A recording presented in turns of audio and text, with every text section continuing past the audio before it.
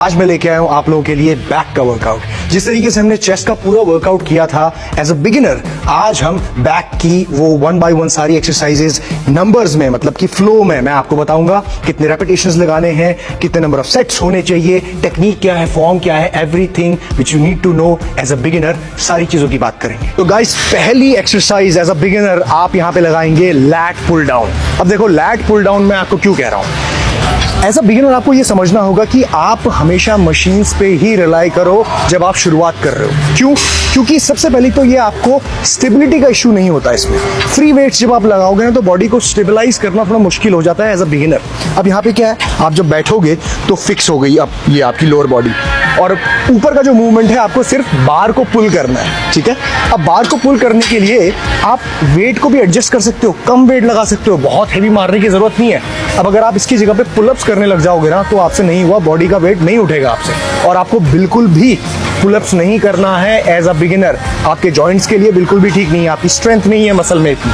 सो जब आप lat pull down लगाओगे तो शोल्डर विड्थ अपार्ट आपकी ग्रिप होनी चाहिए। देखिए, जितने आपके शोल्डर है ना, बस उसी के हिसाब से ये ऐसे पकड़ लेना बार को। बहुत वाइड लेने की जरूरत नहीं है और बहुत नैरो भी लेने की जरूरत नहीं है, इतना, ठीक है।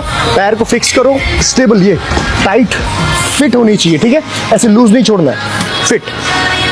और एक्सरसाइज लगाने से पहले शोल्डर ब्लेड्स को ऐसे पीछे खींचना है, रिट्रैक्शन बोलते हैं इसको, यानी कि चेस्ट को ऊपर, ठीक है। अब यहां से एल्बोस को नीचे लेके आना है, ये पूरा नीचे इतना, और फिर वापस, ठीक है। इतना स्ट्रेच देना है और पूरा खींचना है, इतना स्ट्रेच देना है और पूरा खींचना है। अब आप जब ये करते हो ना तो आपका बैक का मसल टारगेट होता है। अब बैक में बहुत सारे मसल्स होते हैं, आपके लैट्स होते हैं ये, ठीक है। उसके साथ साथ मिड बैक होता है, ट्रेपीजियस इन्वॉल्व होते हैं उसमें, बहुत सारे ये रेड एल्ट भी है। तो जब आप ये मूवमेंट करते हो तो उसमें लैट्स भी इंगेज हो रही है, मिड बैक भी, अपर बैक भी। बहुत ही अच्छी एक्सरसाइज है ये। तो ओवरऑल बैक को टारगेट करने के लिए टॉप टू बॉटम पुल बहुत अच्छा है, और इसमें आप बहुत ही आसान तरीके से एज अ बिगिनर आप सीख सकते हो मूवमेंट को। मसल का कोऑर्डिनेशन है वो बढ़ सकता है। अब कितने सेट लगाने हैं आपको इसमें आप टोटल 3 वर्किंग सेट लगाएंगे। अब 3 वर्किंग सेट जो आप लगाओगे वो है 12 से 15 रेपिटेशन। सेम आपकी हर एक्सरसाइज 12 से 15 रेपिटेशन रहेगी, लेकिन इस वर्किंग सेट पे पहुंचने के लिए आपको 1 या 2 वार्म अप सेट करने पड़ेंगे 10-10 रेपिटेशन के हल्के, ताकि आप मूवमेंट को समझ पाओ, ठीक है। ये चीजों का ध्यान आपने रखना है। अब बढ़ते हैं हमारी दूसरी एक्सरसाइज की तरफ। ऑलराइट, तो हमारी दूसरी एक्सरसाइज है यहाँ पे सील रोज। अब सील रोज क्या होती है एज अ बिगिनर आपको शायद पता नहीं होगा। अब देखो, आप लोगों ने सिंगल आर्म डंबल रोज तो लगाई होगी या लगाते हुए देखा होगा किसी को। इसी का ईजियर वर्जन है दोनों हाथों से साथ लगाने का। चाहे आप वो जो टी बार रोइंग करते हो उसका भी ईजियर वर्जन है। अब ऐसे 2 लाइट से डंबल आपको लेने हैं, बेंच को इस तरीके से इस एंगल में लगाना है, लगभग आप ये कह सकते हो कि 30 या 35 डिग्री के एंगल पे, और इस तरीके से अपने हाथों को नीचे लटकाना है, ठीक है। और यूं न्यूट्रल एंगल पे, जब आपका हाथ ये होता है ना सीधा, इसे कहते हैं न्यूट्रल एंगल, इसे कहते हैं प्रोनेटेड एंगल, जब हथेली नीचे की तरफ फेस करती है, और जब हथेली ऊपर की तरफ फेस करती है इसे कहते हैं सुपिनेटेड एंगल, ठीक है। अब आपका हाथ जो है न्यूट्रल एंगल में है, न्यूट्रल एंगल बिल्कुल जैसे आप सिंगल आर्म डंबल रोज लगाते हो यूं, ठीक है। Stretch and contraction, stretch contraction, stretch and contraction. अब देखो, एज अ बिगिनर जब आप ये लगा रहे हो तो क्या फायदा हो रहा है। जब आपको ये बेंच का असिस्टेंस मिलता है ना आपके चेस्ट को, तो आपकी बॉडी को स्टेबलाइज करने की जरूरत नहीं होती। अब जब आप ऐसे खड़े होकर बेंड ओवर रोज लगाते हैं, लोग टी बार लगाते हैं, तो बॉडी नीचे की तरफ फॉल कर रही है, स्टेबलाइज करना पड़ता है, बैक कोर मसल, लेग्स सब काम कर रहे थे। यहाँ पे आपकी बॉडी को थोड़ा सा स्टेबिलिटी मिल जाती है बेंच की वजह से। एज अ बिगिनर बहुत ज़रूरी है, आपको सिर्फ ये मूवमेंट करना है। अब ये मूवमेंट क्यों कर रहे हो आप? क्योंकि भाई लैट्स का और बैक का फंक्शन है आपके एल्बो को पीछे की तरफ खींचना। ये अब जब आप ये मूवमेंट कर रहे हो तो आपके लैट्स भी काम कर रहे हैं, बैक भी काम कर रहा है पूरी तरीके से, तो इसीलिए हम ये कर रहे हैं। अब दूसरी चीज़, जब आप ये मूवमेंट करते हो तो टारगेट मसल कौन से हैं? ऑफ कोर्स लैट्स तो आपका काम करेगा ही करेगा। आपका ट्रेपीजियस मसल, ये बीच के मसल है, ट्रेपीजियस भी काम करेगा, ये रोम्बॉइडस भी काम करेंगे, और साथ ही साथ रेड एल्ट भी काम करेगा। तो बहुत सारे मसल्स इसमें आपके रोज में काम करने लगते हैं। तो ये एक्सरसाइज आपके लिए बहुत अच्छी रहेगी एज अ बिगिनर। और इसके टोटल आप 3 सेट लगाएंगे, यानी कि 3 वर्किंग सेट। एक वार्म अप सेट आप ले सकते हो लाइटर वेट से, और रेपिटेशन रेंज रहेगी 12 से 15। एज अ बिगिनर आपकी रेपिटेशन रेंज हमेशा यही रहनी चाहिए, क्योंकि आपको मूवमेंट को अभी समझना है। मैक्सिमम 15 तक खींचो अपने हर सेट को, ठीक है, ये आपको ध्यान रखना है। Alright, let's move on to next exercise.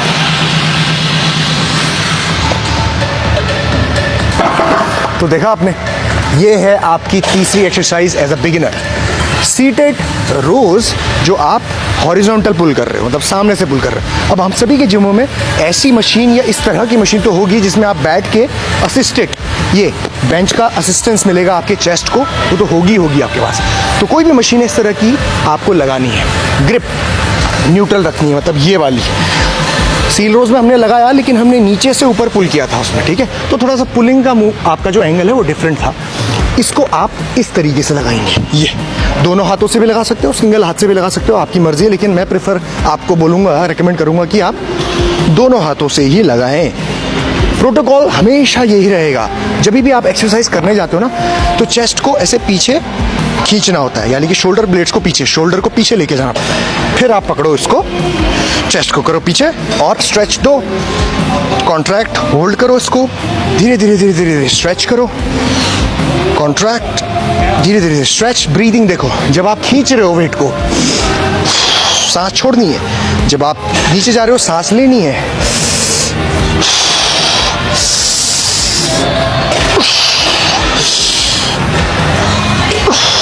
ठीक है, अब टारगेट मसल क्या है इसमें? अगेन टारगेट मसल आपके लैट्स, आपका मिड बैक, आपका ट्रेपीजियस मसल्स ही रहेंगे।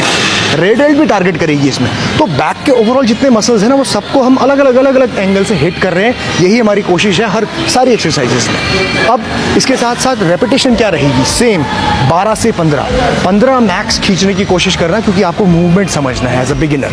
उसके साथ साथ टोटल नंबर ऑफ सेट्स 3।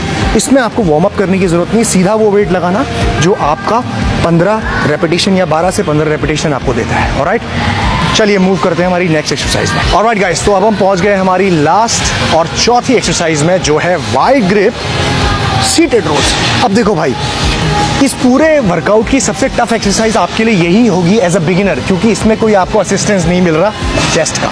अब यहाँ तक जब आप पहुँच गए ना, तो मतलब आप अब समझने लगे हो, आपकी बॉडी स्टेबलाइज भी करने लगेगी आपकी मसल्स को, और आपको ये मूवमेंट करने में उतनी तकलीफ नहीं होगी जितनी आपको पहले हो। तो अब क्या करना है, पैरों से उठाओ। देखो ये है ना, आपको कभी भी ऐसे खींचना नहीं है, ये पैर जो है स्क्वाट, ये ऐसे प्रेस करो, अपने आप वेट ऊपर आ जाएगा। ठीक है, उसके बाद अगेन चेस्ट अप, ठीक है, हमेशा शोल्डर ब्लेड्स रिट्रैक्टेड। अब यहाँ पे पुल करना है, अपनी जो नाभि होती है ना, ये बारबेल नाभि में टकराना चाहिए। ठीक है, तब जाके आपका पूरा बैक का मसल, पीछे देखो आप, ये देखो, जब मैं स्ट्रेच कर रहा हूँ, कॉन्ट्रैक्ट, देखो पूरा बैक का मसल कॉन्ट्रैक्टेड है। ठीक है, अब ध्यान क्या देना है, ग्रिपिंग जो है ना इसमें, अगेन शोल्डर विड्थ अपार्ट, बहुत वाइड मत लेना, जितना आपका शोल्डर है, जितना आपने लैट पुल डाउन में लिया था, बस उतना ही ग्रिप लेना ये। ठीक है, और कोशिश करना कि आप ये थंब लेस, यानी कि हुक ग्रिप लेना। हुक ग्रिप जब भी हम लेते हैं ना, तो लैट का इंगेजमेंट, बैक का इंगेजमेंट ज़्यादा मिलता है इंस्टेड ऑफ दिस। ऐसे ग्रिप करने में, ये ग्रिप करने में कभी कभी क्या होता है कि आपके फोर आर्म्स भी ज़्यादा गिव अप कर जाते हैं, क्योंकि फोर आर्म्स पे भी लोड पड़ता है। तो कोशिश करना कि ऐसे ग्रिप करो, और यहाँ से आपने स्टार्ट करना है, स्ट्रेच देना है पूरा, complete stretch without rolling the back role नहीं करनी।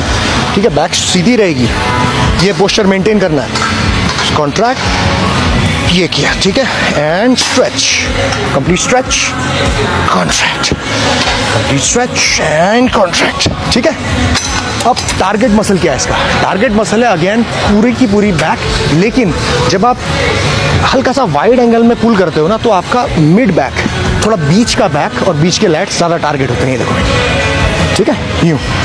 अब जब आप ये परफॉर्म करोगे, तो आपकी कोशिश ये कि कंट्रोल मूवमेंट में, फास्ट मूवमेंट मत करना, कोई भी एक्सरसाइज स्लो स्ट्रेच होना चाहिए, और कॉन्ट्रैक्शन भी लगभग उसी स्पीड में होना चाहिए। ठीक है, बहुत फास्ट करोगे जॉइंट पे प्रॉब्लम आपकी हो सकती है, और मसल माइंड कनेक्शन नहीं बन पाएगा। तो गाइस, ये था सारा वीडियो बैक के वर्कआउट का एज अ बिगिनर। अगर आपको कोई भी कंफ्यूजन है या वीडियो अच्छा लगा है, तो थम्स अप बटन को हिट करना, और नीचे कॉमेंट सेक्शन में कंफ्यूजन के बारे में बताना।